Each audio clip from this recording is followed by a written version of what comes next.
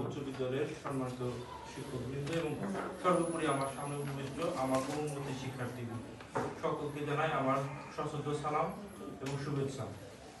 আজকে আমরা সবাই এখানে একত্রিত হয়েছি আমাদের এই অত্র বিদ্যালয়ের পঞ্চম শ্রেণীর শিক্ষার্থীদের বিদায় জানাতে।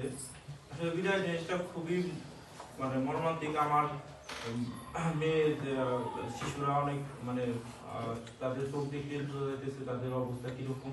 এই অবস্থা আসলে আমি আর কথা বেশি বাড়াবো না। আমি আমার লাস্ট ক্লাসে, আমরা যখন বাংলাদেশের বিশ্ব পরিচয় যখন ক্লাস নেই, আমি সর্বশেষ যে ক্লাসে প্রতিবারই আমি 3 বছর ধরে আসছি, গত 2 বছর এরকম করি, শেষ ক্লাসে একটু কথা বলি।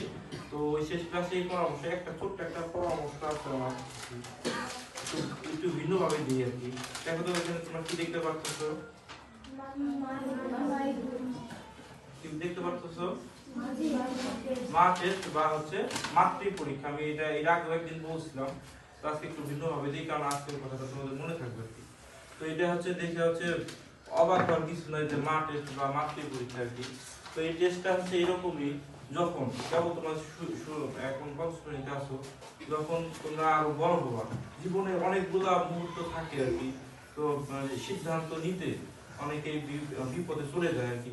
তো এই মা টেস্টটা তোমাদের বিপদ থেকে রক্ষা করার একটা মূল্যবান একটা চাবিকাঠি। সেটা হলো, যখন তুমি একা থাকো বা বন্ধুদের সাথে থাকো, তোমরা স্কুলে থাকো বা বাইরে থাকো, তখন তোমরা চিন্তা করবা যে আমার মা যদি আমার পাশে থাকতো, আমার যে কাজটা করতে যাইতেছি সেটা কি আমার মা সমর্থন করতো কি করতো না। যদি মনে করো যে সমর্থন করতো তোমার মা, তখন তোমার কাজটা করবা। আর যদি মনে করো যে না, আমার মা সমর্থন করবে না, তখন সেই কাজটা তোমরা করবা না। বুঝতে পারছো? এটাই আমার মেসেজ।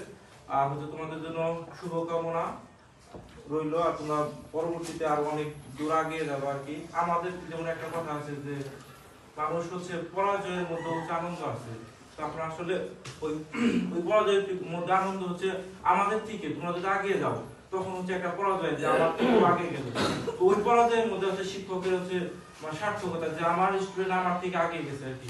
আমরা সেই পরাজয়ের আনন্দটুকু ভোগ করতে চাই। তোমরা আমাদের থেকে আগে যাবা, সমাজ দেশের তোমরা নাম রাখবো আর কি। তো এইটুকুই, এই সর্বশেষ এই শুভকামনা জানিয়ে আমি আমার বক্তব্য শেষ করতেছি। তোমাদের সবাই ভালো থাকবে।